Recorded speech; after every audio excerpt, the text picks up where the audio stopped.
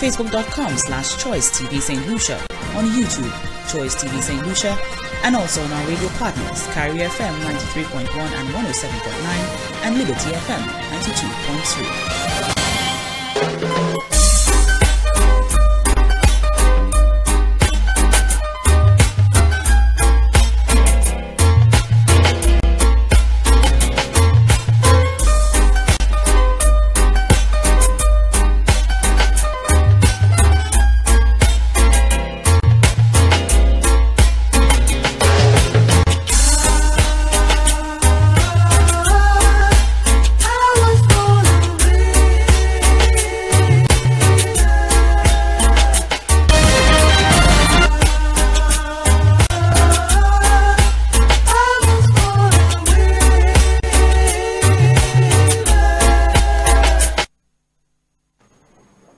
And welcome to Politically Incorrect. It is Thursday, December 21st, 2017, and my name is Freddie McGregor. That's right, Clarendon, Jamaica, born 1956. And today we do have to get into, I know it's Christmas, but like I said, if they're not sleeping, we can't sleep either. The price of justice is vigilance.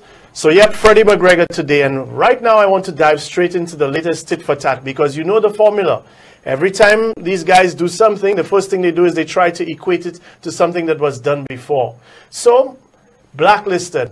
As far as I know, it's the first time St. Lucia's ever been on a blacklist, but we're going to get to the bottom of it. The EU, in labeling St. Lucia and 16 other countries as having harmful preferential tax regimes, said in a press release it was interested in promoting good governance worldwide and maximizing efforts at preventing tax fraud and evasion. The EU said St. Lucia does not apply the base erosion and profit shifting minimum standards and has not clearly committed to addressing these issues by 31st December 2018. But Prime Minister Alan Chastanet, in reacting to the decision, says St. Lucia has been actively cooperating with the EU and that in November 2016, St. Lucia became signatory to an agreement for the exchange of information. By being put on this list right now, it's about us being able to meet with the EU and the OECD and hopefully finding a way in which we can either agree to abolish some of the tax regimes that we have currently in St. Lucia or to amend them in order to be able to meet what we call their minimum standards. So we are currently waiting for the letter that accompanies being put on this blacklist. And once we get the letter, we will then clearly understand what the timelines that are being set out. So before I say anything other than that, I need to be able to wait for the letter to be able to react. What St. Lucia had to do was to commit to changes by December 2018. It's because of negligence of the government. They did not give the EU a commitment. All they had to do was to give the EU a commitment that they would deal with the BEPS. That's what they had to do. They failed in doing that. But the more important question is, what did St. Lucia do? What legislation did we introduce? What did the Prime Minister say that caused us to be blacklisted after we had never been blacklisted before? What did he say? What did he do?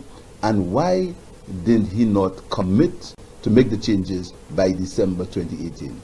Pierre reiterates that the government was negligent in not providing the EU with the assurances that there would be reformation of the tax regime in order to meet those standards. He adds that by merely being blacklisted, there can be untold damage to St. Lucia's citizenship by investment program. First of all, if St. Lucia doesn't comply, the EU can stop giving aid. EU aid is the biggest tranche of aid that we get in St. Lucia. The entire hospital was built on EU aid. Minister in the Ministry of Finance, Dr. Ebaldas Raymond, says there ought to be a united political front on the matter of St. Lucia's blacklisting by the European Union. The EU finance ministers on 5th December voted to include St. Lucia among 17 nations deemed to have harmful preferential tax regimes. Dr. Raymond, in reacting to comments made by the leader of the opposition, Philippe Pierre, said he was disturbed to hear Pierre blamed the government for the situation. According to Raymond, Pierre knows better than anyone what is at stake given that he served as Minister for International Financial Services. He said that this is the very first time St. Lucia has been blacklisted. The gentleman knows very well that that's not the truth. It's either he is lying blatantly or blatantly lying, or he is just faithful. We need to come together, and the small independent development states must come together to fight against what they are up against. In 2009, St. Lucia escaped being blacklisted by the Organization for Economic Cooperation and Development, the OECD, by agreeing to meet specific standards of transparency and effective exchange of information. St. Lucia was instead placed on a grey list as a country that supposedly lacked fiscal transparency but committed to change. Dr. Raymond insists that the Chastny administration has been consistent in complying with all the requirements of the international watchdog agencies, but it is the first time that the EU has drawn up a blacklist as determined by the bloc's finance ministers. So you would provide them information today, and tomorrow they would shift the goalpost. So it's not a situation where St. Lucia has actually neglected or have not complied with these requirements. We have constantly been providing them with the requests on a timely basis. So for me to have heard the opposition leader stating that it is because of this government that we have been blacklisted, this is so disingenuous. As some of you well know, that I lived in the United States for almost 20 years. I taught for 14 years at universities. And every time I stood up before my students, I always talk about how proud I was, or how proud I was when it comes to St. Lucia. But today, I walk with my head in shame. Kenyan labor has embarrassed people of this country. I am not a bad boy, but I cannot help it. I am not a bad boy. I said I can't help it.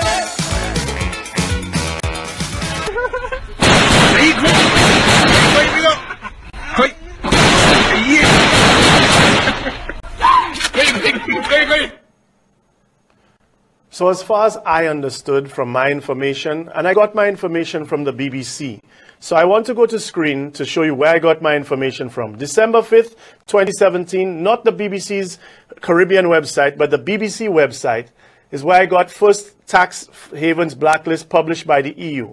And as you can see, it shows from by the lay-by a picture of Port Castries, right? And it says here, a watch list of 47 countries promising to change their tax rules to meet the EU standards has also been issued. The grey list includes several within the UK links, including Hong Kong, Jersey, Bermuda, Cayman Islands, as well as Switzerland and Turkey.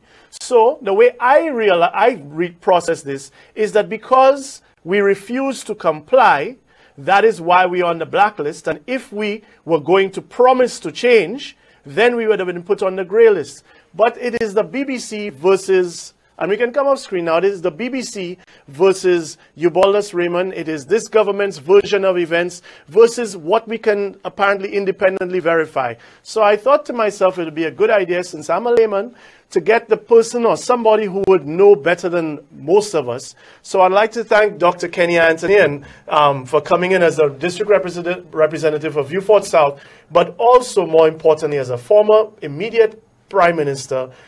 Good afternoon to you, sir. Chris, thank you very much, and thank you for having me on your program. And can I extend greetings to all our listeners today and to wish them a wonderful Christmas and, of course, a great 2018. 2017 has really been very, very rough. So I would like to wish everyone a wonderful year, and I hope that all their dreams and all their desires are met in 2018. Well, that said, my first desire, if I can put it that way, is to find out, have we, because this is the pushback that they're giving, has St. Lucia ever been blacklisted before? No, not to the best of my knowledge. I think the minister in the Ministry of Finance of the Prime Minister and Minister of Economic Development is absolutely incorrect. to the best of my knowledge, we have been grey-listed. And as a direct result of being grey-listed, we were required to make a number of adjustments, including to enter into tax treaties with a number of EU countries, which during my tenure, I certainly recall that we did. I can't tell you that the process was completed. So as far as I am aware, this is the very, very first time St. Lucia has been blacklisted by the EU.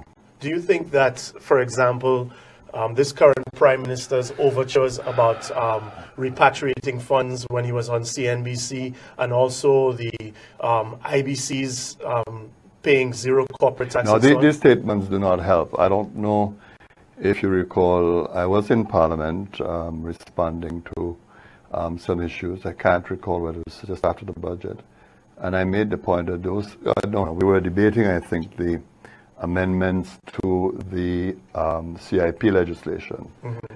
And I thought that those comments were ill-advised. And really what it does is to place us on a watch list, both, of course, from the US end as well as from the EU end.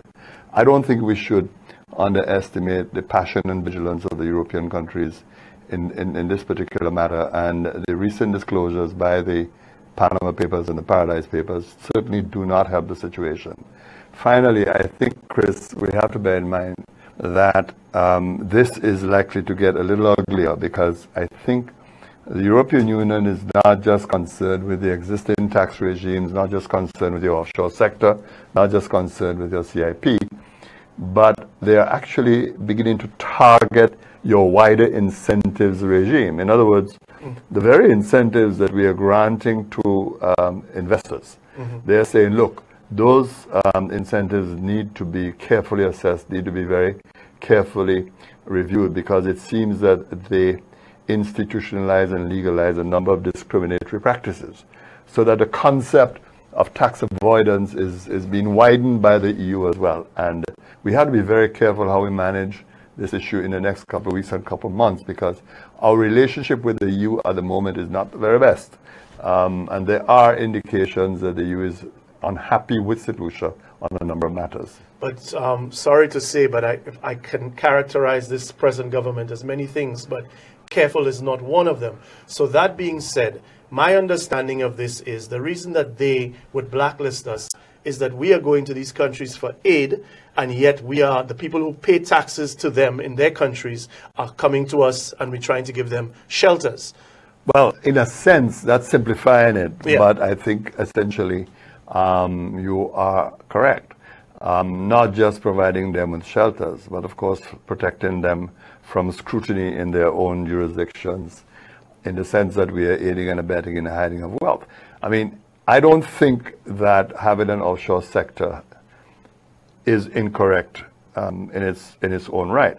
The fact of the matter is that in the last couple of years, these islands have suffered immeasurably because of policies originating out of the developed world, whether it's the United States or the EU, and we have had to look for alternative economic activity.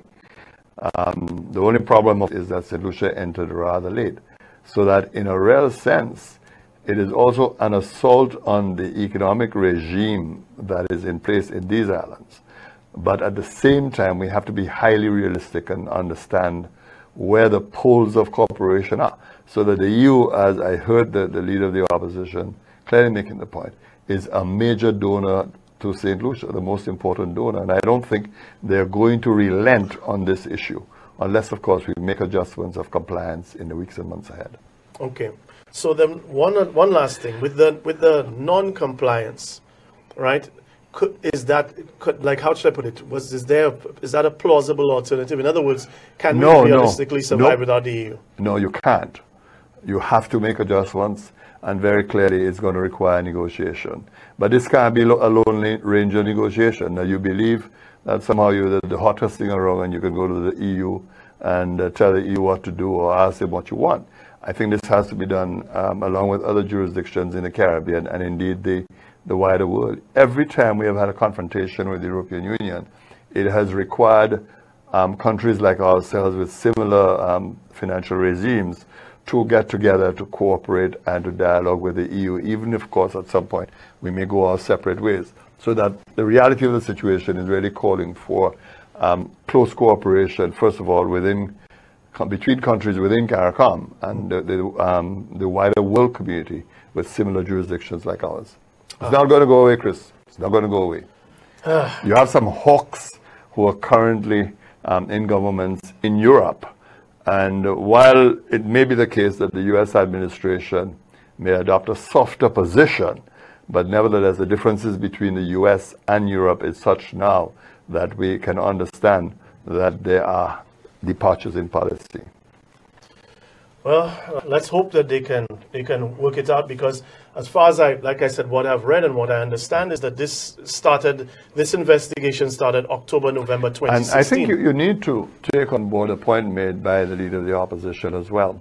We have to be very careful. One of the most significant developments in the last couple of years is the fact that the EU opened their doors and allowed us to visit European countries, except of course the UK, without a visa. I'm sometimes astounded that St. Lucians have really not made use of that facility. Because now, of course, you can go to France without a visa, you can go to Germany without a visa. And if we are not careful, if we don't handle the CIP properly, and we don't handle this issue properly, we can find that Europe is beginning to be less enthusiastic, less welcoming. We need to protect that visa-free regime that we have in Europe to the best of our ability. And that really requires us to work very closely in a non-confrontational manner with European Union. Okay. Now this is not going to be artful in a sense, but I'm going to, because I want to cram in as many subjects as that I can touch. And let's get down to the politics of St. Jude's. The charge that is thrown at you and the Labour Party is pretty simple. You had it for 5 years. Why didn't you finish it, and so on? The Labour Party pushes back and say they've never stopped working on it, and you know, they inherited the St. Jude's situation when they came in, and you went out and you raised funds. The simple question I have is this: was there a political solution that could have extricated, like, in other words, do you think in hindsight you should have stopped the St. Jude's project and tried to start something new when you came in? Why? No. There was too much infrastructure on the ground. You had to bear in mind that by the time we got into government, that substantial changes had been made to section housing the medical unit as well as the surgical wards. And the amount of investment in that section of the hospital was such that it would have been a total waste of funds to have just knocked down the building. The fact is the St. Jude's Hospital is structurally sound. It was built by Army personnel. And when I hear people talk about the alleged pillars in the building, those pillars have always been there because of the way the hospital was constructed. And we have to bear in mind that it was not just part of that hospital that was undergoing reconstruction. It really was the entire hospital. So in effect, the people of the South was being provided with a brand new hospital. I'm not saying that necessarily speaking the approach we inherited was the best approach, but I've always maintained that it was not wise to amputate that approach, and that we preferred a policy of continuity. The fact of the matter was that money was a real challenge, because the country was going through a difficult period, fiscal period, as we had indicated, and we had to make a number of adjustments as a government. But on the other hand, raising money was also a great difficulty, and I had to turn to Taiwan, as you know, to raise some $20 million towards the completion of the hospital. And I think St. Lucians have to bear in mind, Chris, the fact that up to now you can't even open the Owen King EU hospital, despite the massive expenditure involved in that hospital, signals that you just can't build a hospital overnight. It takes time, it takes processes. It's a very involved, very involved process, not just architecturally, but also in terms of the structural adjustments within the buildings. What I think is unforgivable is the fact that this government has now stopped this hospital for 18 months for reasons I think most of us can see as being very spurious. They're now saying, okay, that they're going to file charges. Well, I'm sure everybody's waiting for those charges to be filed. But that, of course, in my view, is merely to justify the ill-advised political decisions that have been made about the hospital. It's unforgivable what is happening right now. So then, for example, you get, and your government gets blamed for expanding the plans and scope creep.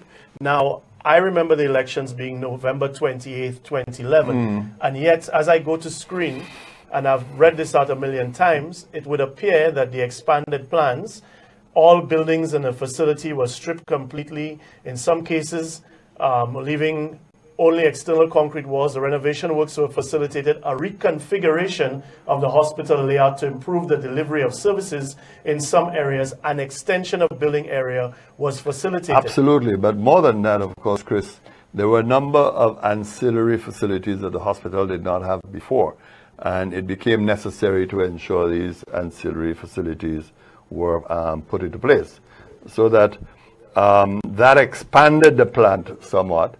And we were very, very concerned that the people of the south of the island were not shortchanged. They were given a hospital that was decent, that was comparable to what was taking place in the north. But what happened at the end of my tenure, when I realized that these additional facilities were consuming a substantial amount of time, construction time, management, etc., we decided that, look, we'll put a brake on the ancillary facilities, except what was very critical, for example, the mortuary. The morgue, yeah. Right, or the morgue, rather, and move towards completion as speedily as possible, bearing in mind that those additional facilities could be completed later. So, all that said, to me, like I said, I could be wrong. A hospital burned down while a new one was being built on a country that probably did not have the capacity to deal with that. A new hospital, St. Jude's needed to be rebuilt because of the situation with the airports and everything. And a lot of people forget, too, that you were dealing with a hospital that was covered with asbestos. Right. And even that had to be taken care of, and that took some time to remove the asbestos. I know that the former government, the former UWP government, was in office up to 2011, had started that process. But it took considerable amount of time to remove that asbestos, because, as you know, there is a very special procedure involved in ensuring that you remove asbestos without causing any related health issues or challenges. But that said, then you see, and I think we have the overlay to run. That said, you see the things with yourself and Alvina, and you all are there, and you gave all these dates and so on. Now, I've heard the defense that you know, you were dealing with the technocrats and you had institutional memory of retaining the people that were working on the hospital. My thing is, if you fired all the people when you got in, then you'd be victimizing people. You kept them. You kept some UWP contractors and so on and so forth. Well, give me the rationale behind that, if any. Okay. I don't think that you should punish people because of their political leanings or political affections.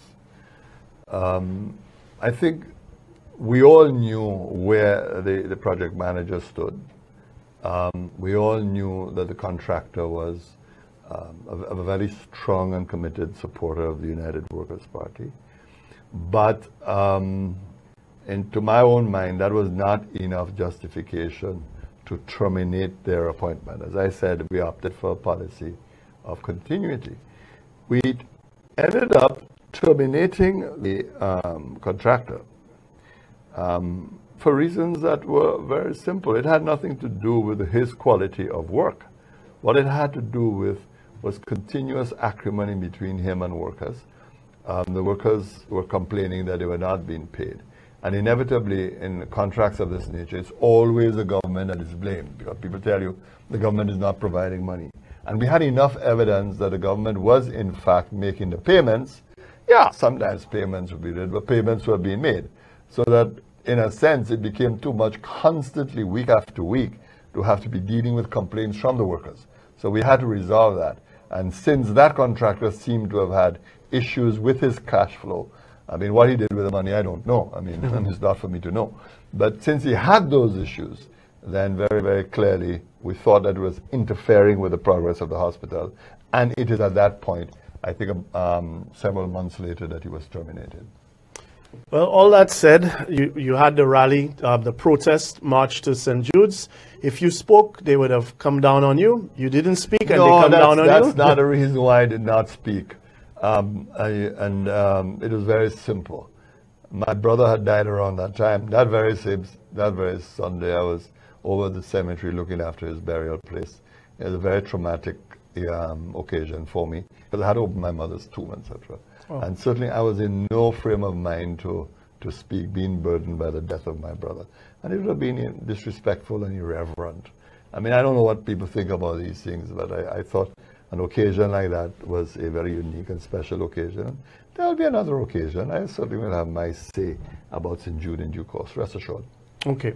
Since we're on, unfortunately, on the subject of terminations, I, like many people, saw the Governor General, and I always pointed out to people that, for me, the fact that Sir John, whenever you see some continuity between rival political parties, it almost signals something, so that you had her, you were Prime Minister when she became Governor General. Well, she was appointed during my tenure. Right.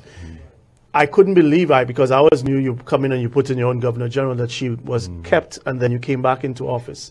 What are your thoughts on sort of, not, I mean, yes, she's done 20 years, so that's a good innings kind of a thing. But just in terms of the way that she seems to, for those of us that know how she's been treated.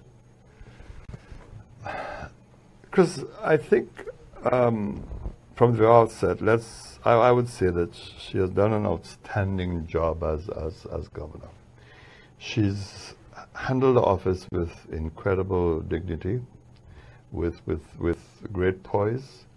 She managed to bring the office closer to the ordinary seclusion, and she had a very unique strength. I mean, she knew the people of this country. She knew their language. She knew their culture. She knew their passions. She knew their hurts. She knew their pain. She understood to all of that. So there was a way that she helped to reduce the remoteness of the office to a point where St. Lucians were able to look to the office with respect and feel a certain amount of pride. Now, all of us, no matter what office we hold, we make mistakes from time to time. And none of us can ever be perfect. But there's no question that Dame Pearlette handled that office with incredible poise, incredible character. What has saddened me were the events in the last few weeks. And let me just say that it was obviously a very painful address last night. I think all of us watched her very carefully, very intently.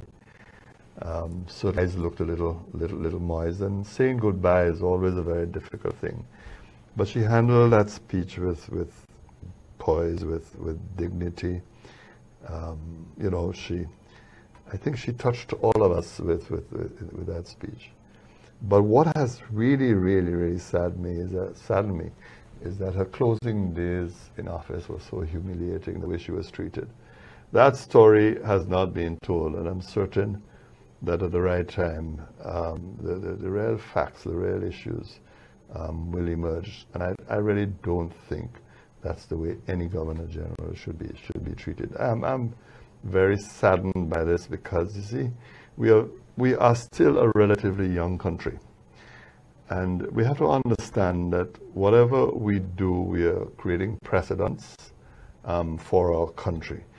In a sense, we have a constitution and we are still operating it largely on the basis that we are operationalizing the bones of the Constitution. Okay.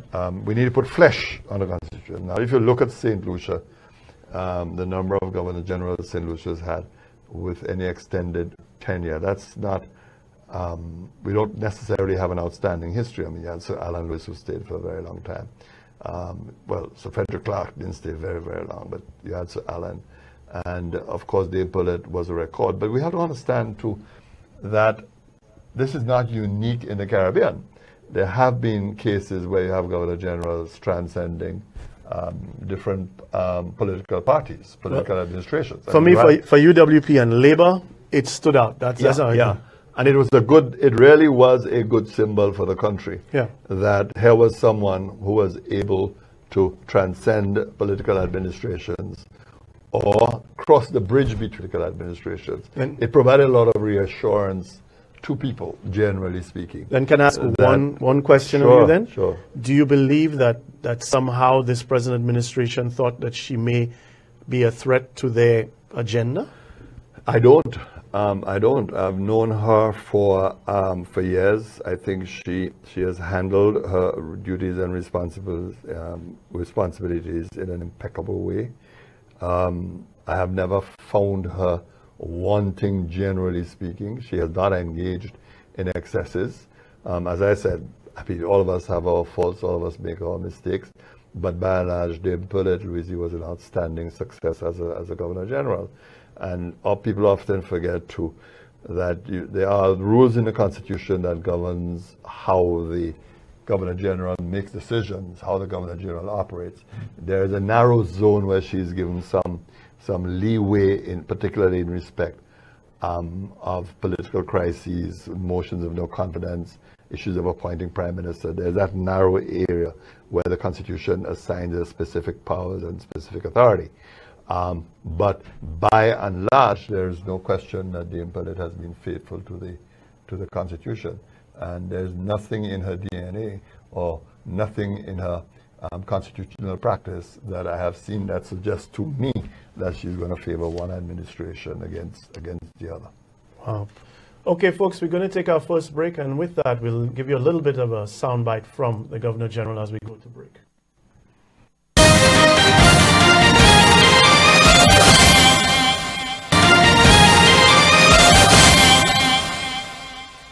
As this chapter of my life comes to a close, I am reminded of Sir Arthur's farewell words to his Knights of the Round Table, and I share them with you. The old order changeth, yielding place to new, and God fulfills himself in many ways, lest one good custom should corrupt the world. So, ladies and gentlemen, I wish to announce that I will be demitting office as St. Lucia's Governor General on December the 31st, 2017. It has been indeed both a privilege and a pleasant duty to have served you and my country in this capacity. May God richly bless you all. I close with warmest thoughts and very best wishes to all for a wonderful Christmas season and a new year of peace and happiness. And let me just say very simply, it is not a matter of her retiring. Nobody has a problem if she was retiring. Really how she was treated. It's how she has been treated. Yeah. It's as simple as that. But you know, I liked her exit. I thought she did that in fine style, Chris. I mean, especially the touch after she spoke in English, she then turned to Creole, which has been a hallmark.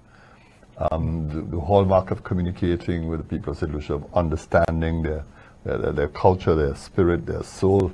I mean, that I thought was really fantastic, and it's a wonderful way to say goodbye. Well, let's see. They say Nebel snack. Let's see how that works out. Really? Yeah, that's interesting days ahead. Interesting, yes. Now, we're here, and I'm the guy, the Labour Party hack, and he always goes on Labour Party shows and this, that, and the other, right? And because you hear the typical, and it's a good tactic.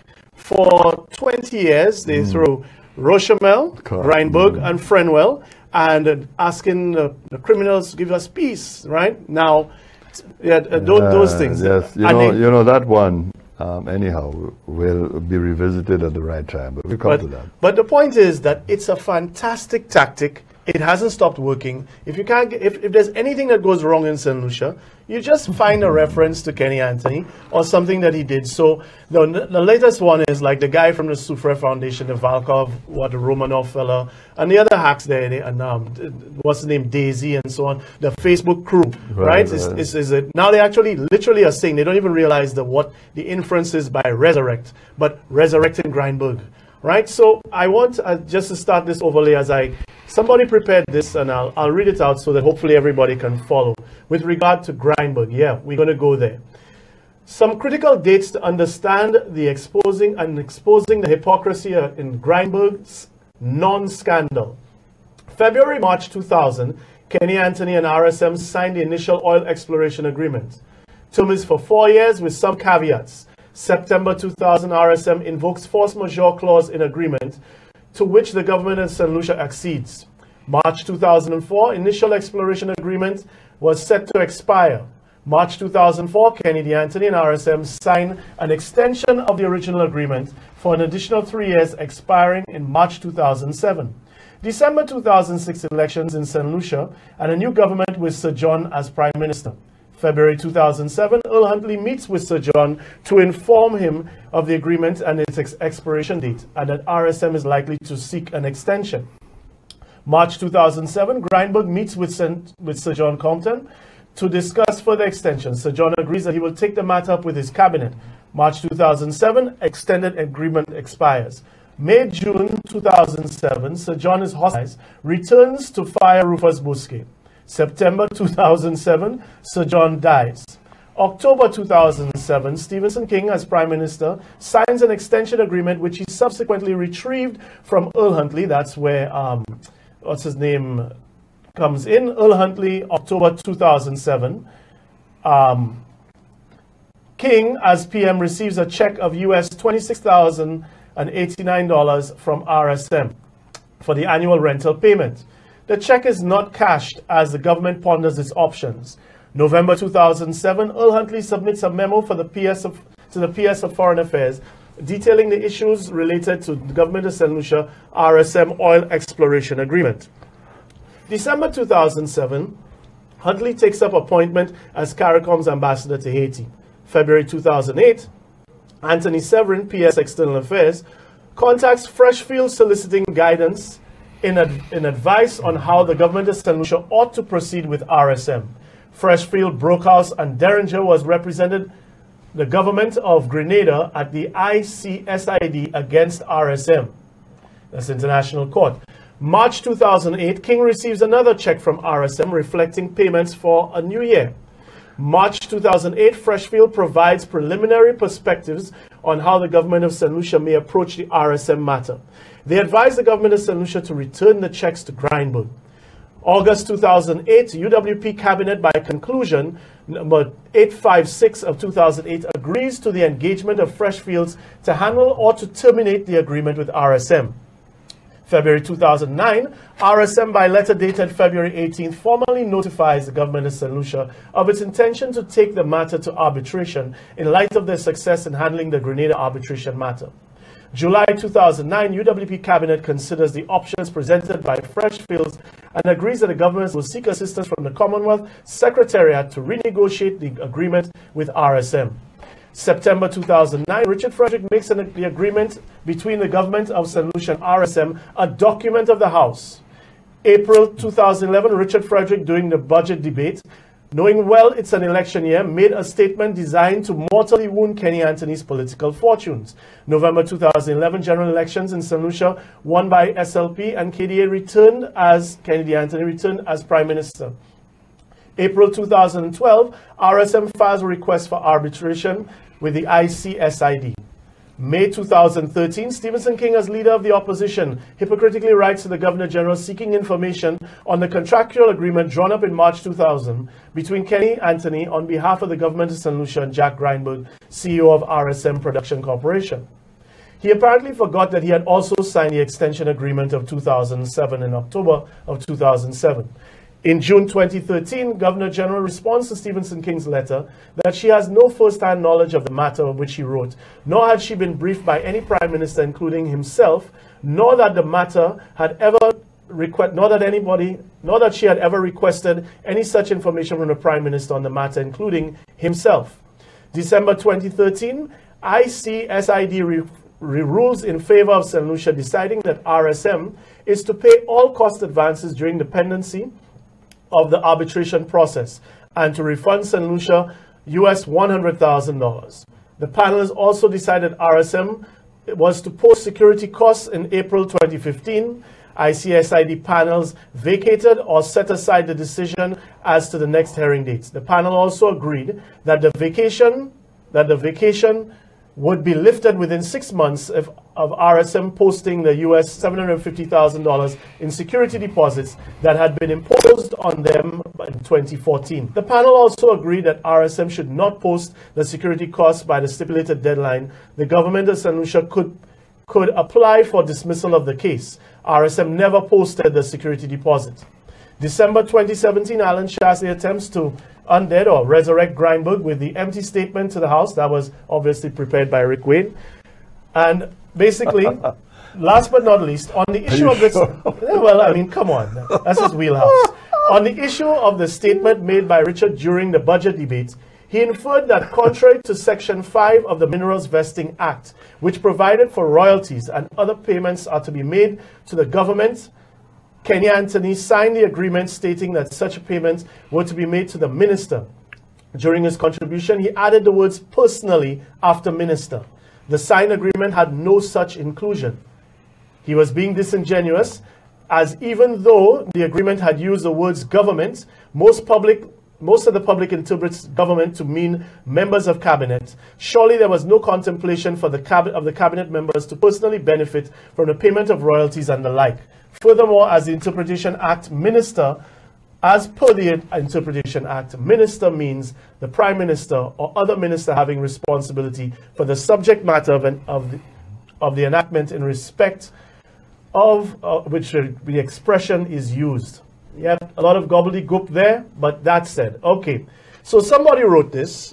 I thought it was timely. I would love to say I give the Labour Party credit because you coming on the show that this was all put together. But in the way that I received it, and I think I know some of the people that did it, I can't say that. But here's the bottom line. Anything that I ask you is going to look like softball questions and whatever. And the truth is, this is all to detract from the problems that are ongoing right now. But it would not be fair, and I would not be fair to all of those of Jack Grindberg himself if I did not play Jack Grindberg. Now, since I don't have Jack Grindberg, I got the next best thing. Right, who is that? St. Lucia is nobody's farm.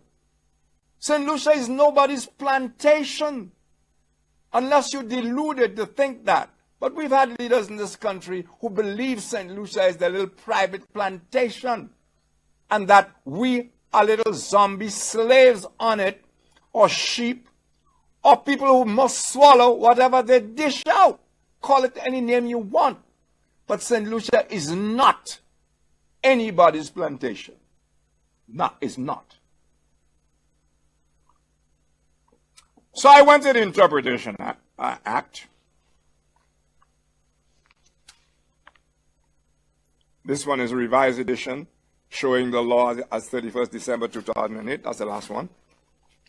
And then the Governor General, it says this. Governor General means the Governor General of St. Lucia and shall include any person or persons administering the government. So, the idea is that Kenny Anthony didn't have to go to the Governor General to get anything signed. And I suppose he's telling me also that Kenny Anthony had every right to cancel out Article 3 and rewrite it his own way, all by himself, no parliamentary thing. You see, as I understand it, and I ain't a lawyer, if you want to change a law, you can't go to Safi or Saltibis or whatever and sit with your friend and change it. Neither can you call Earl Huntley, whether his foot has been wiped off the oil or is still greasy-footed, and say, you know, I think we should change so-and-so law. And there is a process, and it is that process I am fighting to retain, or if the people want to change it, damn well change it according to the law. And the only way we change laws in this country is via Parliament. So if you don't want the Governor General any longer to be the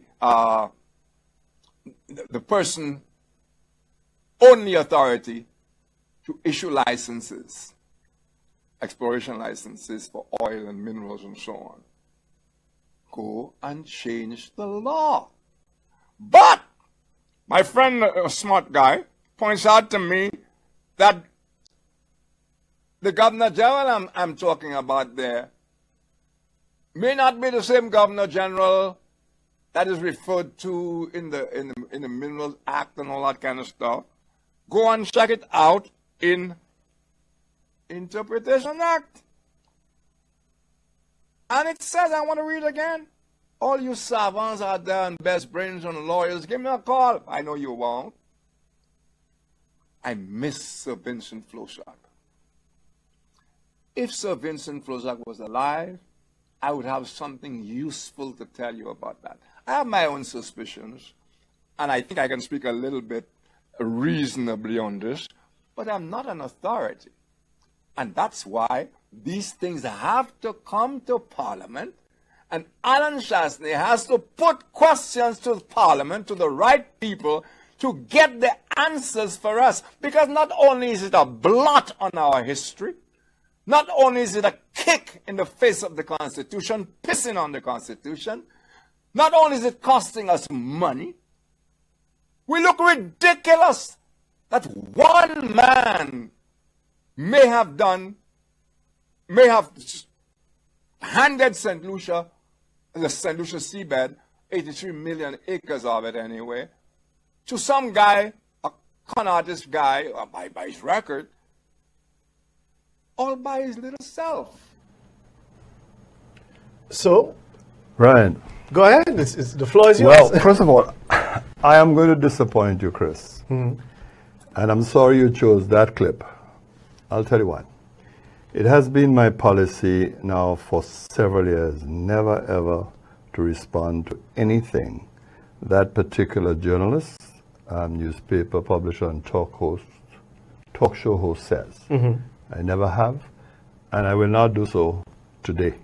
I will not give him no such pleasure. That's number one. The second thing is this. As you know, the issue of the so-called rights of Greenberg, R.S. Ham, has been the subject of arbitration before ICSID in the United States. The government of St. Lucia has won at least 3 of those cases against Greenberg. Now, I don't know where we are at with the last appeal. I don't have an update in that because there is no indication of the public record and the outcome. But it has always been my policy that where there is litigation, ongoing litigation, I make no public comment for very good reason, because the integrity of the processes that are taking place need to be protected. The third thing that I will tell you is this. The arguments about the so-called Minerals Act has been rehearsed so many times. And I know eminent counsel, whether it has been my good friend Anthony Astafan or even a former Attorney General of Antigua that has spoken to this and has explained this. So, for me, at the right time, I'm certain a forum will emerge to deal with whatever issues that some persons believe that require dealing with. And I don't know why they feel so incapacitated to seek answers to some of those issues they want to raise. They believe that somehow they have better understanding of the courts of law, of legislation than anybody else. They can always test it. So that's, but that's said. So I really but that said, want to make it absolutely clear that I really I will give no pleasure to that particular journalist, because my policy has always been never to respond to anything he says, never give him that particular kind of pleasure.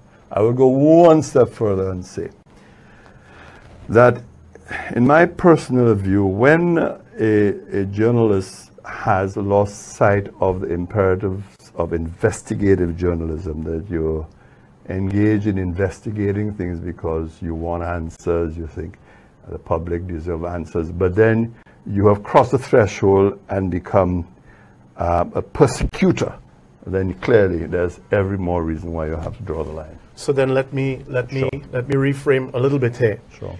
When you look at the powers that the Prime Minister has, and you look at, for example, what way, there's a theory, and it hasn't yet to be confirmed, that Alan Chastanet may well have signed the DSH agreement, right, which is one of the parallels that politically that is drawn, that he signed it. The Attorney General who had, Kim St. Rose, was sidelined, that he did not have his new Attorney General, Stephen Julian, that he didn't seek counsel, and he went and he signed the agreement. But you see, this is the amazing thing about these characters, because here they go accusing people of all kinds of things. And they do worse than what they accuse you of. But what is intriguing is that they don't even seem to understand the very law that they are quoting. The fact of that matter is that Minerals Act they are referring to is pre-independence law. Ah, okay. It was enacted prior to the independence of St. Lucia, so therefore it is really colonial law. And both by the Interpretation Act and the Constitution that you have, that law underwent significant adjustment. It had to be brought up to date with your existing Constitution. And that, of course, means all the powers that are assigned to the key functionaries in our Constitution. So that's often missed. That is why I've said that at the appropriate time when they're ready to test it, and they can test it and they'll certainly get the answers. Okay, so then I want to dovetail to DSH slightly and say this. Based on what is happening now, right, do you think that the powers that the Prime Minister has in terms of the autonomy that he has to be able to sign agreements, whether it is a Grindberg or it is a DSH or it is a whatever, Tewa King, whatever, do you think that that needs to be restricted? Am I making a false equivalence? No. I mean, I think there's a lot of exaggeration about the powers of prime ministers under our current constitutions. I think sometimes people forget that we are dealing with a Westminster model constitution, and often what they do is that they interpose our constitutional conventions and rules with the U.S. practices and with the U.S. constitutional principles and precepts, etc. Where it can get a little murky and it can get a little difficult. The fact of the matter, however, is that if you have a very strong cabinet, if you are answerable to the democratic will of people, then you are provided with the mechanisms to deal with prime ministers who are errant, and with prime ministers who, for that matter, may abuse their authority. I think, therefore, and I disagree with some current leaders in the region, because I've heard Ralph Gonzalez making the point that he thinks that the powers of the Prime Minister are too wide. But of course, I haven't seen any evidence where Ralph himself is trying to adjust his own prime ministerial powers to reflect that basic philosophy. I haven't seen that at all. I don't think we've seen either. So my own view is that there are appropriate checks and balances within the Constitution, but the challenge has always been to allow these checks and balances to operate. But you will get, of course, errant prime ministers. Okay. Now, all of this, in terms of Grindberg, is obviously in response to the myriad issues that are going on in the country: employment, healthcare, the economy, being blacklisted, and so on. And one of them is crime. And I just wanted to touch that just a little bit first. He says upon assuming office, the UWP administration came in with a clear plan on how to deal with the crime situation on St. Lucia, and more importantly, the loss of inputs by the young generation. The nation's leader notes what he believes has been a consistent deterioration over the years in the adherence to laws and values.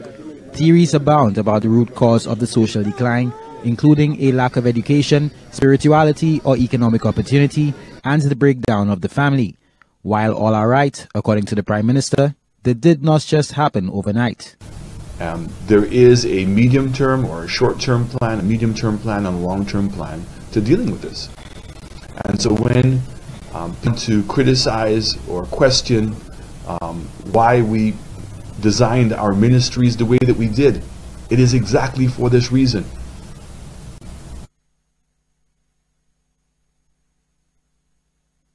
Mr. Chastanet was responding to criticism that amid the increase in crime in the country, he should be there in person to assure the nation that he is committed to combating this social ill. I have a great team here in St. Lucia, and one in which I have the fullest confidence in. And as it pertains to crime, the Minister of Social Development as well as the Minister of Security have been collaborating effectively and are coming out with, I think, a fantastic plan to be able to resolve the problem.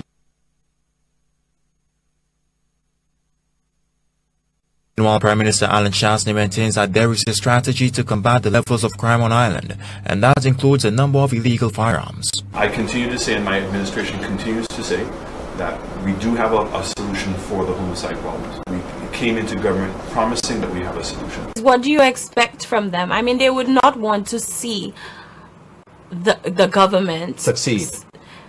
Unfortunately, that is a fact. But I think, you know, we're really at a juncture right now where we all need to be for St. Lucia, and we all need to want our country to succeed. Despite the fact that you want to win in the next election, I think it's important for you to understand the damage you can do. Even when you come, if let's say you do come, you can do a lot of damage by what you're saying right now. So we need to be careful in our pursuits, that we don't damage the image of our country. And I think all of us as St. Lucians, no matter who we support, should understand that we should try as much as possible not to do damage to the image of our country and to how we are perceived regionally, internationally, and in the eyes of investors. What is really unfair, I think, in politicians or former government ministers who very well know, you know, everything that's tied up in decreasing crime, and they come out and they use the crime statistics or somebody getting killed and hold it up against the government. Has Kenny Anthony made St. Lucia safer? He didn't, but we will. He didn't, but I will. And as you know, as of last night, we've reached homicide number 55. And worse than that, there were also a report in St. Lucia Times of gunshots going up Pave, up and down Pave last night as well. Your thoughts? Sobering lesson for all politicians. And this has come back to haunt this administration. They clearly have no plan, have no approach to dealing with this issue. And I recall my days in office when I pleaded with the then opposition not to politicize crime, meaning, of course, that we should not seek political advantage out of crime and crime issues. When, of course, you make crime a major part of your platform, your electoral platform, then you have to live with the consequences. And we now have record homicides. I think you said it's 55 as of last night. The highest, I think, number that St. Lucia has ever recorded in recent history, and clearly it is a very serious matter. The fundamental lesson, I think I've always said, is that where issues of crime are very structural, sometimes sociological, embedded deep within our social habits and social practices, it really does not matter who occupies the office of the Prime Minister or who, for that matter, is the Minister, because individuals will come and go. I mean, everybody thought the current Minister of National Security of Justice, Herman Gil-Francis, since he had a history in the Royal St. Lucia Police Force, he had special experiences. Although there's a story with these so-called experiences that I notice no one wants to touch. But leave that alone. Dio Saran, yeah. What I'm really getting at is that he has not brought any major differences in approach to dealing with the crime issue from his predecessor. The fact, therefore, is that the issues, the explanations of crime really go beyond governments, beyond individuals. We have to search deep within our social fabric to come to terms with the real issues and the real problems. And this is where I believe that political parties have a joint or collective responsibility. I mean, when you really look at it, Chris, we are a very small country, and if you look at the crime statistics over the last 10 years, for example, let us say that there's an average of about 40 persons who have been murdered, who have been the victims of homicides. You're really dealing anywhere between 300 to 400 persons who have lost their lives because of violence. And for a small island, I mean, this is horrendous. If we do not get on top of this problem, crime is going to affect us. Our economy is going to affect the quality of life that we have. We have to get at it. We have to really get to the heart of it to understand the heart of the problem. And I'm afraid that we're not really seeing any evidence that this government has any clue to deal with the issues at hand. Well, that said, and I wanted to show this because this was the murder rate. Yeah. I don't have the statistics. Yeah, the murder rate, because this would appear that things were trending, and I do remember in 2015 there was at least 3 months we spent the first quarter of the year, and my question is, considering all of the licks that you took, not only in the ballot box from the police, but just in general, I was always saying the police morale is so low, it's so low, and yet there seemed to have been, and you were actually a movement downwards. I mean, yeah. If you look at your statistics, in 2011, the number was 39 homicides. Yep. It went down to 37 barely, and then of course to 34 in 2013. I don't know what the statistics are for 2014-15, but there was a gradual movement downwards. I mean, 2 or 3 murders less, homicides less, may not seem to be a huge amount, but in our circumstances, given the numbers we've had in previous years, it is relatively significant and important. Yeah. Okay. Now that said, people would typically tie the crime to economic factors. So with all of the projects that have been stopped, for example, you get blamed for economic stagnation of Vieux Fort, but yet the project that you had going on, the administrative building, was stopped. That's what you say, $10 million plus the contract. No, well, that project was valued about $65 million. $65 million. Roughly $15 million work had been done in preparing the site. And the government, of course, will have to pay the contractor that amount of money for the initial mobilization and preparation of the site. So that, to my mind, would signal a lot of jobs lost. The Soufrière Square is so bad now that step workers are now actively cutting the grass in the forest that has become the Soufrière Square and repainting the wood boards that have been put around. So with all of these projects that were stopped, this starving of the people. Well, I mean, I don't know the thinking of this government at all, but from my experience, when a government is newly elected, it inevitably takes a certain amount of time for them to get their act together, to sort out their thinking, to determine priorities, and to decide how they're going to deal with the burning issues of the day. Now, I would have thought that in your initial months, you needed to buy time. And buying time means that at least that you would continue the existing projects to keep the population occupied. And those projects which the Labour Party had established, created, and had embarked on were designed, among other things, not only to improve the infrastructure of the island, but crucially, to continue the momentum of employment.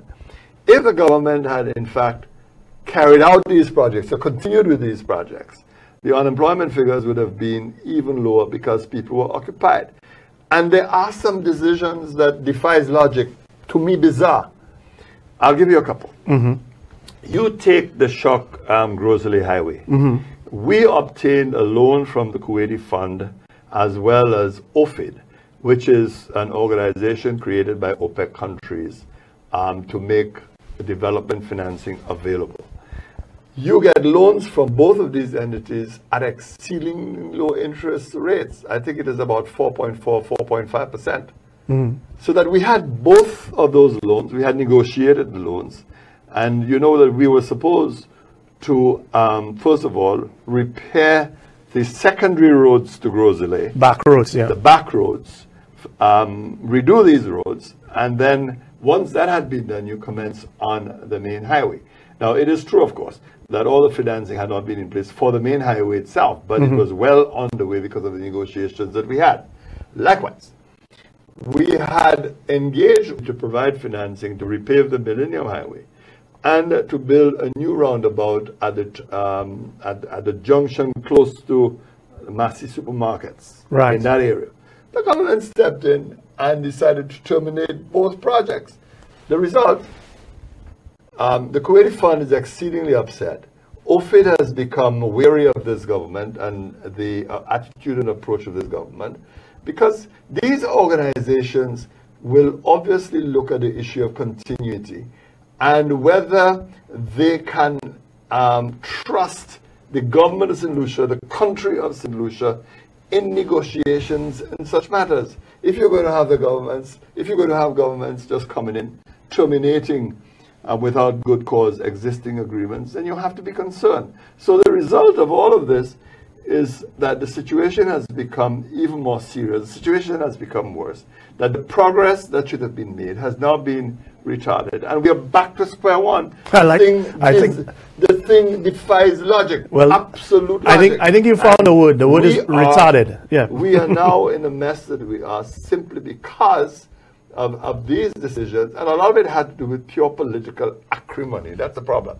And Kenny Anthony was the problem, and we have to show Kenny Anthony. So we're not going to build the administrative center in before to teach Kenny Anthony a lesson. But what do? You make people suffer as a result of all of that. And you expect that the Labour Party supporters in the south of the island are ever going to forget this. They will not forget it, because you have impacted on the quality of life, and you have denied the people of the south infrastructure that was critical to their well-being. So some of these decisions really defy logic. So and you go back to the Soufriere Square. That square, we had already expanded, I think, anywhere between 75% and 80% on the square. So you stop it. It means that all of that previous expenditure goes down. The thing is an eyesore. And it's a philosophy of retardation, because the same approach was adopted in St. Jude. So we stopped St. Jude now because we have so-called investigations. You just had one investigation costing $1 million. Then I heard you're doing a forensic examination, ostensibly to look for funds. Now that's going to be very interesting. And yet, as a direct result of all these decisions, people suffer. And it also means that people who were formerly employed are no longer employed. You can't run a country that way. So then, you can't. Apparently that's what they seem hell-bent on doing. So question, as far as I knew with regard to the shock to Grosley Highway, we were at the stage where literally it was a matter of contractors for the support roads and that sense. We were at that stage because a project manager had already been appointed, a meta project manager in place. And because of the termination, of course, that project manager had to go and find opportunities elsewhere. So the infrastructure to commence the road was in place. The same thing with the Shock Bridge. We are playing, with disaster. I noticed that they've put an overlay they just keep on it. You have a major national disaster. That bridge is going to go. Why delay the construction of the bridge? Why? It just does not make sense. And so then let me ask another one. The Compton Dam. I had spoken to the former minister, Dr. Jimmy Fletcher.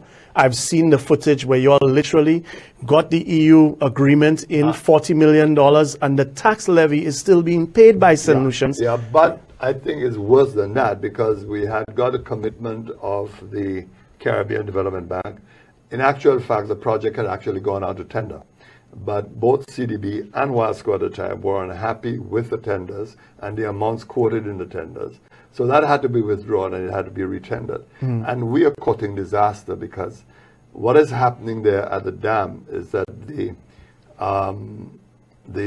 original problems, the heavy siltation, the trees and so on at the bottom of the dam continue to remain there. If we go through a major drought, a really serious drought, we will see the consequence of that. And I have no idea why the government should stop a project like that is so critical to the welfare and economic well-being of this country. It just does not make sense. You just don't stop projects because you don't like a political party or you don't like the person who was in charge of the political party. Well, could I posit an ulterior motive? Could it be that there's a need, or this government's modus operandi is a need to attach some sort of personal gain or people along those lines? It may well be the case, Christopher. I mean, I recall that when we got in office in 2011, and not just forget St. Jude for a moment, that I opted for continuity where St. Jude was concerned. You had a situation of the finance complex building. I mean, I wasn't the happiest of person at the choice of location for the new finance. At Point Seraphim, yeah, right. I didn't think that was the right place to put that building. Nevertheless, I understood that the country was going through a very difficult period. We needed as many jobs as possible. I didn't amputate it. I didn't stop it. I allowed the project to continue. And I recall at the sword-turning ceremony for the project, inviting the former Prime Minister Stephenson King. Do you know, when they opened that building, which was completed, they sent me an invitation just as an ordinary member of the public, just a little card, inviting you to the opening. I mean, that's the kind of behavior. I mean, but then to dovetail to this one, the one thing, they've stopped all these projects. They haven't put out one new employment program. And the one thing that they are doing seems to be to bring back the one project that they always gave the Labour Party licks over, which is STEP. But I have no choice because of the unemployment situation. And they will learn that you can't make the adjustment to a fully employed economy in a hurry. It's going to take time. And that we have a category of people who are in our country, not that they're unemployable, but because they have, and some of them can, of course, be retrained. That's not an issue. But we've got to alleviate the despair that they currently experience and the difficulties that they have. And to that extent, it's an important program. But it is time people stop denigrating STEP and the work that people do to clean up our roads. We have to keep our country clean. St. Lucia creates an impression about its maintenance, how our country looks. And the country does look good when we clean up the roadsides and when we get rid of the debris. It looks very different. Well, that said, I want to go to screen to show, because this is from this morning. That's familiar. That's Beaufort. Right. That is. Yes, this I saw that. Your constituency, yesterday. and these. Very, very pleased. By the way, they're Labour Party people. No. I mean, I'm making that point because I want to say one thing, Chris. I noticed this December that the government embarked on having a step for UWPs. So they worked, I think, last week, the week before. Then they alerted SLP parliamentarians, told everybody they had $20,000. So that is part of the expenditure of my $20,000. And I really think this is very unfortunate, this idea that you are entrenching tribalism in the country. There is nothing wrong in both sets of people working together during the same period. It would probably be Why are we doing this and creating this kind of warfare in these small communities? Well, what message does it send that people in Beaufort know that this group of workers are SLP workers, and 2 weeks before or a week before, that group was UWP? Well, here's what's happening. I mean, what we are doing is to entrench tribalism. But here's what's happening. Now, this is your workers, or the ones, right? And let us now go to, and I want to show it again because it was sent to me to make sure that I contrast, right, by a Beaufortian from Black Bay who sent this to me to say, look at this work and let's look at UWP step work from 2 weeks before. I see. Right? That's next to the hospital. Right. Yeah. And you see, and then there's also the problem which is being continuously reported to me of people being paid to do step work who don't show up, and people who already have jobs but are on the government's UWP voters list, and they're just basically giving them a payday kind of a thing. But I guess that is, I think, very, very unfortunate. But I maintain that the approach needs to be revised, that we should not be entrenching that kind of tribalism. Well, the good thing is we have at least two guys to speak about STEP and the difference between then and now as we go to break. You have to keep the country clean. Yeah, you have to. You need to keep the country clean. Yes, I am concerned. I have noticed, I mean, it got a little better for a while, but coming down the Mon, from the Mon to Castries along the way, there's a great deal of it's terrible. it needs to be terrible. And I drive down to the Beaufort and I go around sometimes. Listen, I've been around this country so many times because I've been driving for a little while. And they're trying to keep it clean, but you know, this is grass. As long as the rain comes the next 2 days, but one has to be fair. I have to tell you, the St. Lucia Labour Party, I don't know what the methodology was, but I found that there was the areas were better kept, in my view. I found that everywhere you went, there were a lot of people, I found in some areas. Sometimes you got a sense there were too many people working in too much of a small area. But when you traveled from Castries to Vieux-Fort, along the way, because there are some very lovely areas, approaching Dennery, for example. There was this sense and appreciation for keeping the grass low and for trimming the trees. There was that. It was very obvious to me. And I would hope, if nothing else, that this government, the United Workers' Party, would have learned a thing or two. I don't know how it was done, quite frankly, but in my view, they did a better job of maintaining the grounds and the areas around the Castries and right through to Vieux-Fort.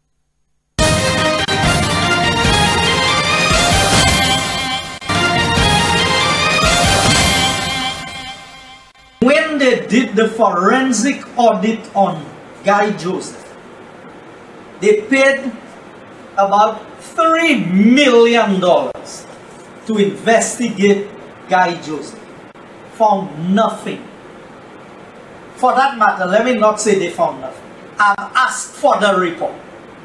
I'm still asking for the report. And that is the problem in government. How could the state pay $3 million for an investigation and the report cannot be found anywhere in the Attorney General's office? They telephoned each other. The three of them telephoned the two shareholders of A&M 130 times. It further omits that after the request for proposal was issued, the same three persons again telephoned the same two shareholders 79 times. 79. And folks, those are findings of the investigations. Hear this well. At 4.1, a Census 6 Matthews review of the bid.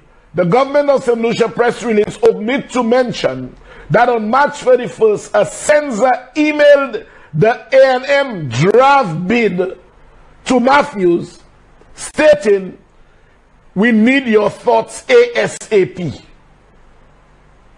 A&M on April 6 submitted their bid proposal to Matthews, Sean Matthews, the CEO of SLASPA, and Guy Joseph. Folks, you understand what is going on here.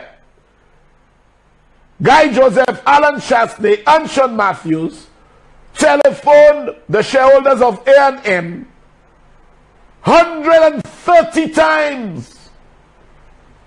And then the shareholder of A&M is sending the document before it really goes in, a draft bid, to the very person, Sean Matthews, who would be instrumental in awarding the bid.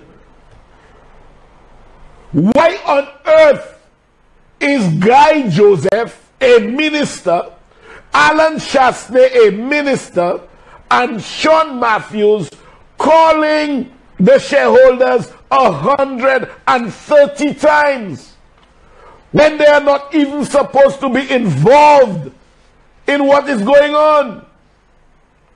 Why should a tender, or a tenderer rather, somebody involved in the bidding process, send a draft bid to to the minister and to Sean Matthews. Why? Why? The minister highlights some of the findings, explained that a number of phone calls were highlighted. He adds he made other phone calls, however, only certain things were taken into consideration. Those that was chosen were the ones that they wanted because there's an agenda. But a phone call is not a problem. What are the contents of the phone call? That is what they need to bring. Bring the contents of the phone calls and say that the emails are there also. All the emails are there. The opportunity cost of recovering that money, we cannot recover it, Madam Speaker. We have no ability of going back into time to recover that money. You talk about, you want to come in and tell me that you care and you're concerned about the people of St. Lucia? No, politics. Politics. Nasty politics. Because you were staying in opposition, you didn't think it was right to charge the tax, and there was nothing going on. That is what you did. And you want to come here and you want to talk about people and cast aspersions on people, Madam Speaker? Nonsense. Total nonsense. Is that the same discussion I had with the leader of the opposition? We talked about, we left a sinking fund of $200 million. Oh, why would you need a sinking fund? Okay? So, what am I saying? All I'm saying, Madam Speaker, we continue to do that. So, Madam Speaker, the PPP option, Madam Speaker, that we were concerned with. So, when I was the leader of the United Workers' Party, I was asked by the IFC and by SLASPA to come and meet with them, Madam Speaker. I was accompanied by the former Minister of Infrastructure or Communications and Works. We sat down. The first thing that we said at the meeting, we said, we are in support of the airport. We don't care what the design is and who designed it. We don't care who the contractor is. We're comfortable with IFC and the process that you're going to do for your procurement. Zero difficulties. So, proceed. In the process, they started indicating that in addition to build and design the airport and financing the airport, they were also going to give the people the management contract. And as a result of that they were going to charge a higher fee. So it went from, instead of charging $35, it went to the $55. In fact, in those days, if I'm not mistaken, it was $60 that they were originally talking about. And possibly could be higher. So I said, okay, what is the added value that we're getting for that? Why would we do that? If in fact that this company has the expertise to manage the airport and can make all this fabulous money on the duty-free because they were going to boost up corporate profits and everything else, so why don't you get paid off of that money? Why are you asking us to put in the extra $20 to pay for this fee? Well, they went all kind of around in circles. I said, just keep it simple. What is the added value? Because that's the fundamental difference. In our program, it was $35 to build and design and finance the airport. At the end of the day, the same people who are currently operating the airport, a broken down old airport, who are now going to give a modern airport, would be trained and supported to be able to run that airport. Because I hope that my minister, my colleague from Labrie, would agree that this is never going to be a major hub. We're going to have some hubs to St. Vincent and Grenada, maybe the Dominica and Martinique, but I don't see St. Lucia really being a hub past that point. So this is predominantly going to be what we call, he'll appreciate the term, a point-to-point airport. This is not an overly complicated. The volume of business will go up, but this is not a complicated airport to be able to run. And we believe that the solutions have shown a tremendous amount of capacity in doing that. But if they're not, I want to know how much that's going to cost. So we said to them at the meeting, okay, if you want to proceed down this line, why don't you allow it to go out as a design build finance? Because my colleague said, because he sat here and looked at me, I said, I don't listen. I can equally say that we made a lot of recommendations and they didn't listen either. And we made the recommendation, do the design build finance. When you complete the project, put out a separate bid for the management and allow the managers to tell you what the cost is and what the profit sharing is. Separate it. And here's why. Why allow them to hide all that money? Why allow them to take $55 or $60, which is $800 million? Why would I give a foreign entity the ability of controlling all of that money? And I kept on saying at the meeting, Madam Speaker, our money. And they kept saying to me, it's not your money, it's the tax. I said, but the tax is in my country. The passengers coming to St. Lucia. It is the government and the peoples of St. Lucia's money. Development tax. They imposed it. And they said they have anything they want to say, because they have the same figures. Anything they want. Say whatever you had. I won't complain about it. Why didn't you build the airport? Why didn't you begin the airport? And that is what the Monofocassu South was saying. There were factors that caused you not to be able to build the airport. And that is the point, which you're coming back later. You had your lockbox, you had your road, you had everything. You had everything. Things were set. You had hard-working government. You could have gone away. Why didn't you start the airport? You did not start the airport because there were factors which you don't want us to talk about. But you have to come to the house when you can borrow the money for contingent liability, and we'll discuss it. Why didn't you not begin construction of the airport when you had everything in place? You had the lockbox, you had the airport development tax, why didn't you build it? I'm coming to you just now. You're in a hurry, why are you so aggressive, man? Relax. So, Madam Speaker, you had everything in place, but you didn't start the airport. There must be a reason. We'll come back to that later. So, Madam Speaker, we heard about the other way, as if the PPP is such a mess. Madam Speaker, 6 airports in Brazil built by PPP. India, the Delhi airport and the Mumbai airport built by PPP. In Costa Rica, airports are built by PPP. In Bahamas, airports are built by PPP. The IMF has recommended to Barbados that they should try to get a PPP arrangement for the airports, for the simple reason that airports need to be managed professionally, and they need to be managed in a certain way that will ensure that they are not a drain on the resources of the country. So then, Dr. Anthony, I want to separate this issue, although it is conflated, and ask you 2 questions. First, with regard to, and I want to show it on screen, with regard to what would appear to be the request for information in terms of the sharing of information between the United States and St. Lucia. My understanding of this is that the Assistant United States Attorney, Jody Anton, has now seen or has enough to proceed with investigating Antonio Asenza and anybody that is related to his actions in terms of A&M, one of his companies. So we can come off screen now. I wanted to get a sense of, how should I put it?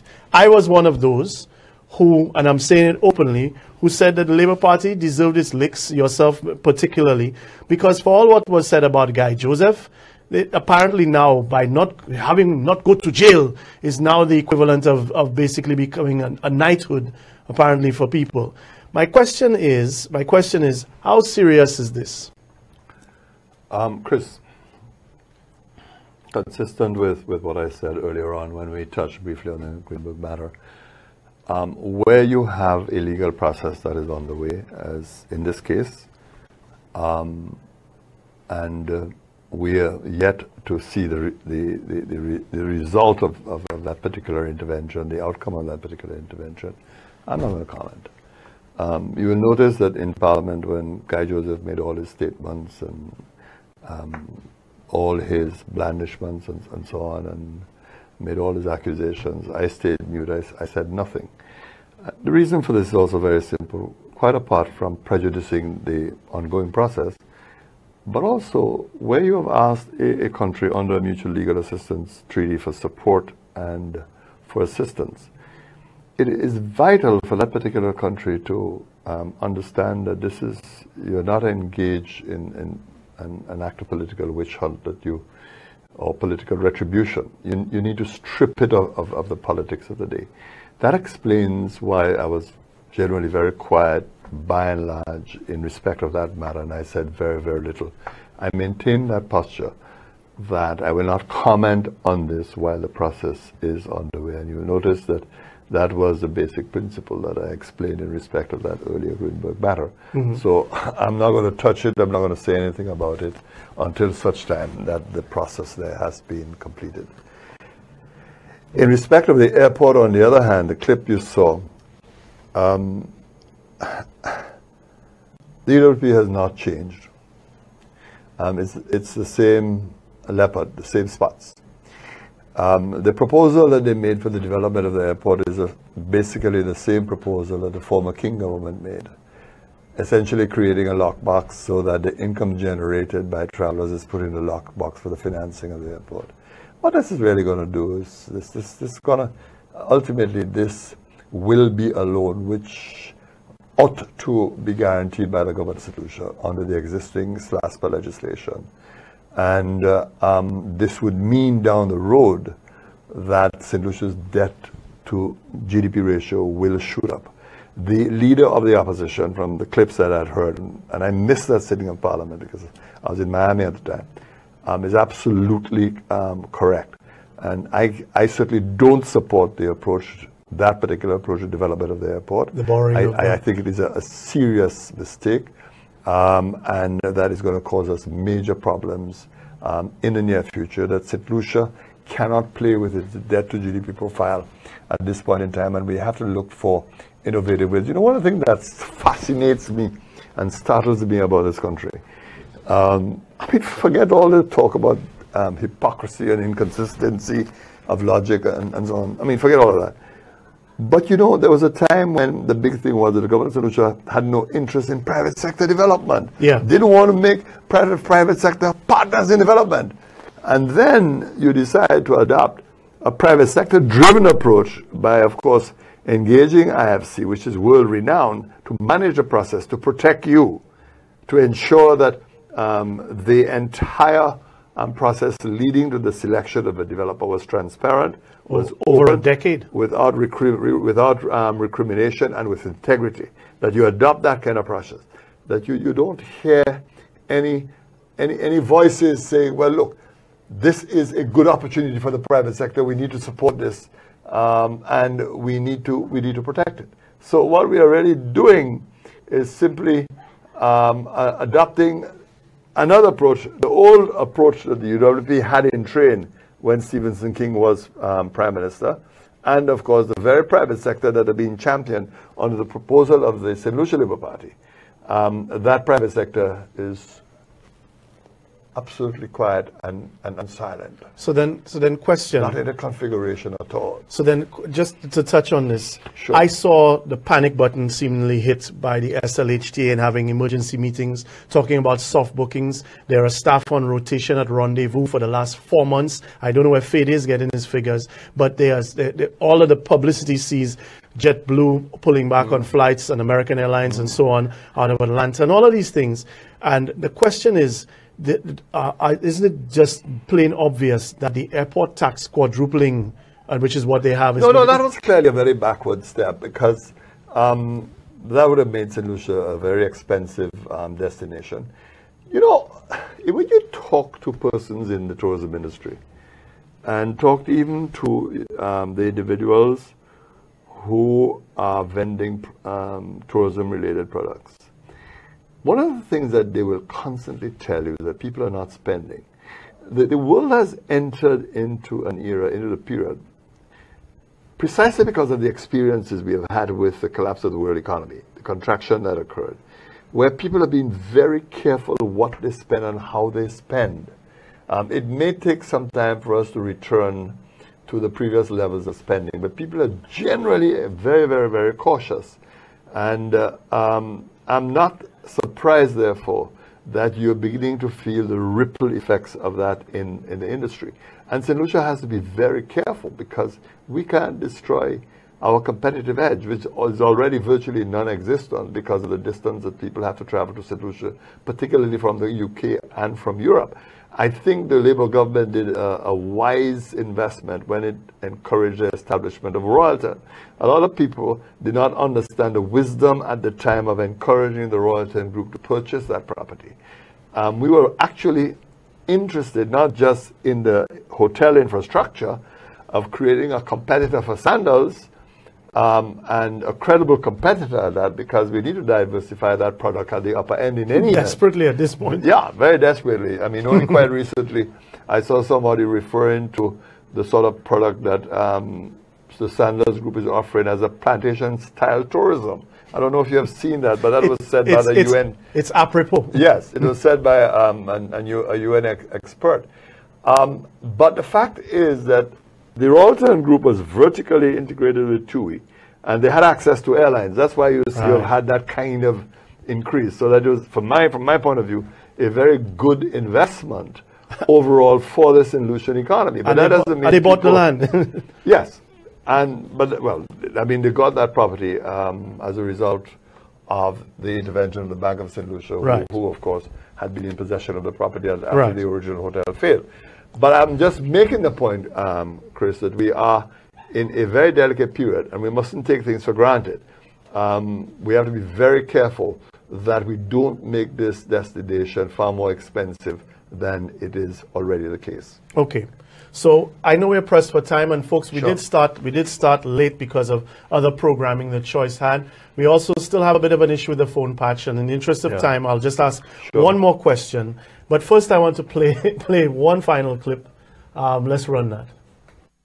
This week he came to the defense of Castries Southeast MP Guy Joseph, whose signature is affixed to some 30 letters authorizing the direct award of various contracts ranging from the procurement of HIV supplies to road rehabilitation and drainage works.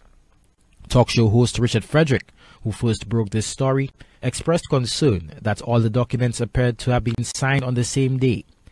The former Prime Minister says that while it is not illegal to issue direct awards, a line was crossed in what he alleges was the violation of Sections 1, 4 and 5 of the Public Service Staff Orders. It is the responsibility of the Ministry of Finance, under the Finance Act, to do the necessary investigation, to determine exactly where those documents were leaked from. And I am sure, based on my own conversation with the Prime Minister, that the matter will be investigated, thoroughly investigated, and officer or officers dealt with the full brunt of the law. Notwithstanding that there is nothing wrong, no public officer has the authority, or the duty to release any document that is part of the government's file, except it is released officially. So whereas there's nothing wrong, but people must abide by the rules of the public service, not in their own whims and fancies. Totaling 30 direct awards, all signed by Guy Joseph,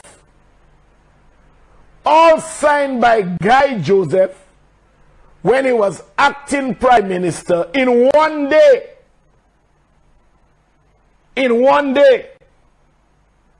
He signed all 30, there are others for different days, but those 30 direct awards were signed in one day, November 20th of this year.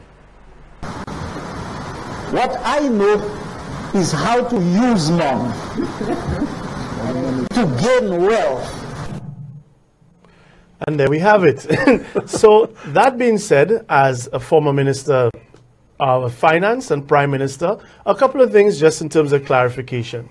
First, I just want to go to screen, and in terms of him signing and with the title underneath, I was informed, or my information tells me that because in brackets, and I want to take the time to zoom, that because it has AG in brackets, that this is perfectly kosher in the sense of him signing as and with the same title, but not all the rest of that. So that part is okay. Yeah, well, that's fine. That's constitutionally proper, because essentially, when the Prime Minister is traveling, the recommendation to the Governor General is that someone be appointed to act in his place, and you have the full plenitude of powers if you're acting as Minister of Finance. Okay, we can come off screen now. As Prime Minister, yeah. Yeah. Okay. So that part is correct. My question to you is this: have you ever signed off on 30 as the Prime Minister? Have you signed off on 30 direct awards that were, in fact, just give it? I mean, in a day. In a day, yeah. Yeah. No. I mean, I haven't had that unique experience of doing 30 direct awards in one day, and I'll come to the number of direct awards in a few minutes. It was kind of funny when this issue read its head and it became part of the ongoing public debate. And I think the comments made by Stephenson King are very, very unfortunate and disingenuous. You know, it's funny because I remember the number of documents that were leaked during my tenure in office, and I don't think you heard me complaining too much about those leaked documents, maybe except once or twice. But it never became a big issue because you live with it. And the fact of the matter is that the public service is really like a sieve nowadays, and with technology it's even worse because even more people have access to decision making within the public service. Now that being said, I recall when I traveled and Philip Pierre was acting Minister of Finance, whenever Philip Pierre had to sign a direct purchase, he was mortified. He would actually, which is a good thing. Yeah, he would actually call me and he would tell me that he's been presented with a direct award and he's not sure whether he should sign it. And part of the reason, I think, was that he was cautious. He didn't want to break any rules, or he didn't want to convey the impression he was exceeding authority, or for that matter, maybe at the end of the day didn't want to be liable for any signature that he had put on any one of those contracts. But he used to be mortified, and if he had to avoid signing a direct contract, he would avoid it and leave it to me until my return. Now, hold on. The Prime Minister Shastney was only 3 days out from returning to St. Lucia. So that is the intriguing thing. How is it that all of these direct purchases ended up on Guy Joseph's desk when, as you say, the Prime Minister was out and he was due in another 3 days? So the real reasons as to why him in particular is where I think the substance of the issue lies. But never mind. If you put that on the side, if you put that on the side for a moment, the power of signing those direct purchase contracts is really actually contained in the financial rules and procurement rules. It's a very simple provision. Now, the new Procurement Act actually controls the use of direct purchases because it establishes criteria by which a direct purchase would be issued, or the circumstances, because before it was carte blanche. And oh, by the way, and I have to stop you there. The UWP charge is you invented the direct award. Is that true? No. Those rules were in place long before I became Minister of Finance. They were in place from the era of Sir John Compton. They have been part of the procurement rules for years. The procurement rules were not rules that I created. That has always been the case. What I would tell you, however, is this, that when we were debating the new Procurement Act, there was general agreement that we needed to introduce some guidelines for direct purchases. However, we exempted under that act, but that act is not enforced. The UWP has not brought it into force. Interestingly. For the reason I don't know just yet.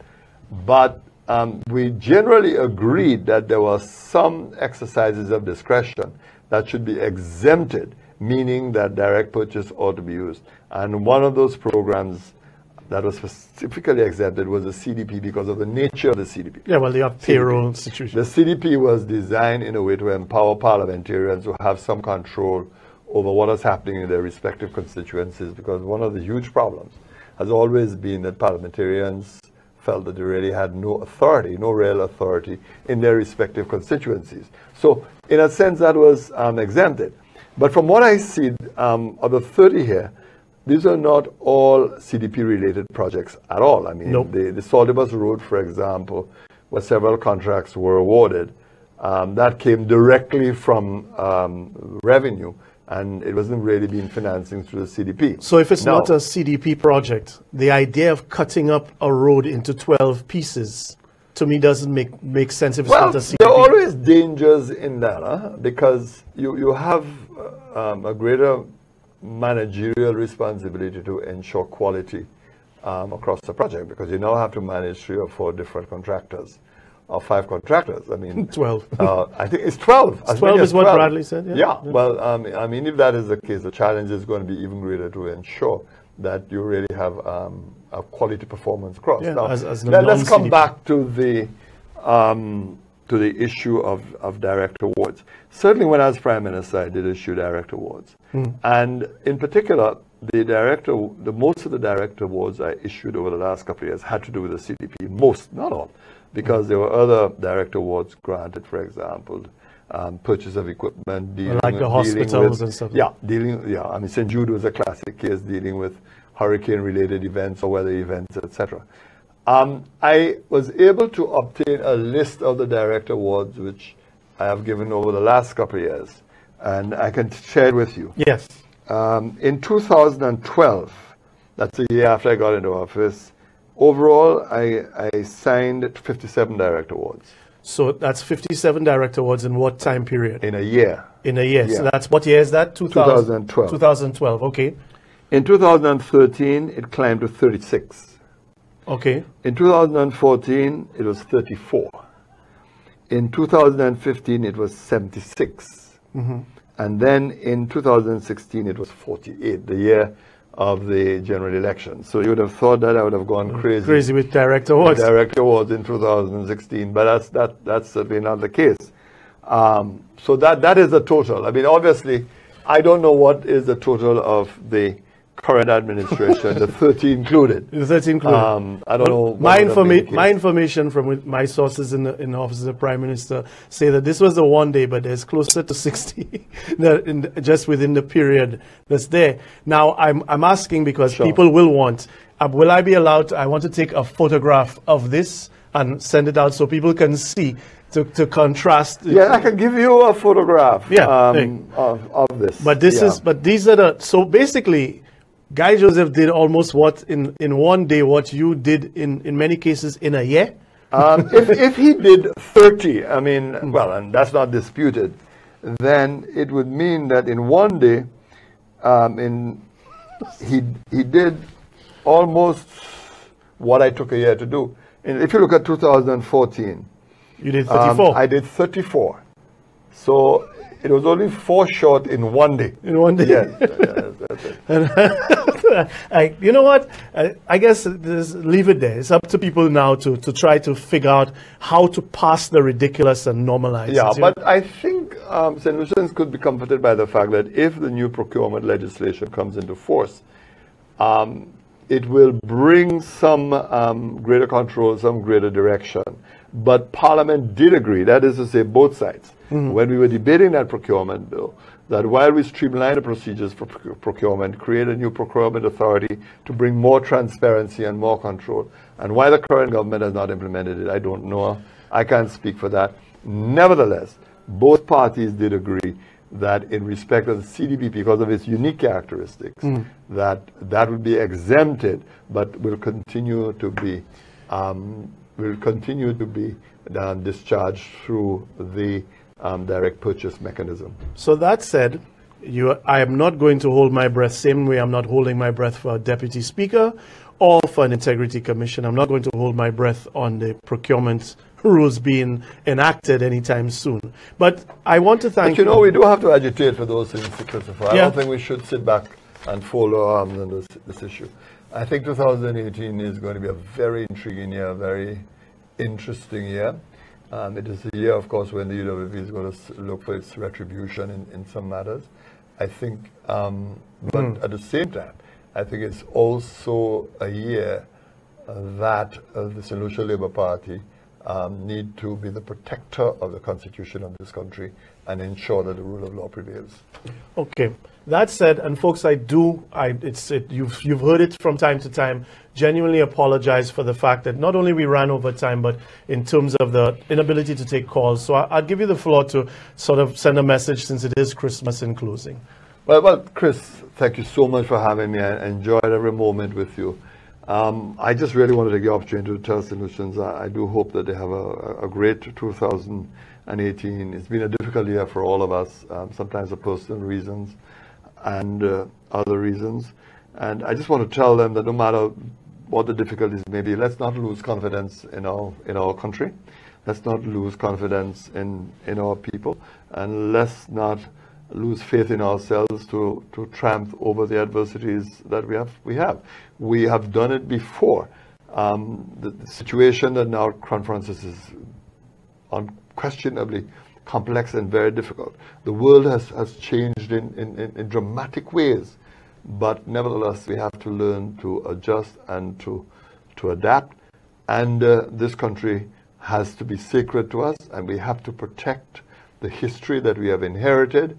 And the successes that we have enjoyed over the last few years is not all gloom and doom, but I think we have to restore the pride and dignity that we once had. Other countries in the Caribbean looked at St. Lucia with envy. They looked at, they knew that St. Lucia was different. Now that's no longer the case, and we do have to restore the dignity and honor of our country, and we can do it together. Thank you. And for the moment of the day, folks, as you know, I have been, because I thought it makes sense that since Kenny Anthony gets blamed for everything, well, I mean, you're going to get blamed for coming on air today, and you're going to end up, I mean, you still sell newspapers. The thing is, I'm accustomed. Right, there you go. Of being blamed. So, yeah, so some of it, I mean, is laughable and enjoyable. So. Well, the good thing is that we've managed to merchandise that. So, folks, don't forget, this is the moment of the day, don't forget to get your Kenny card. Anything goes wrong in St. Lucia, just blame Kenny.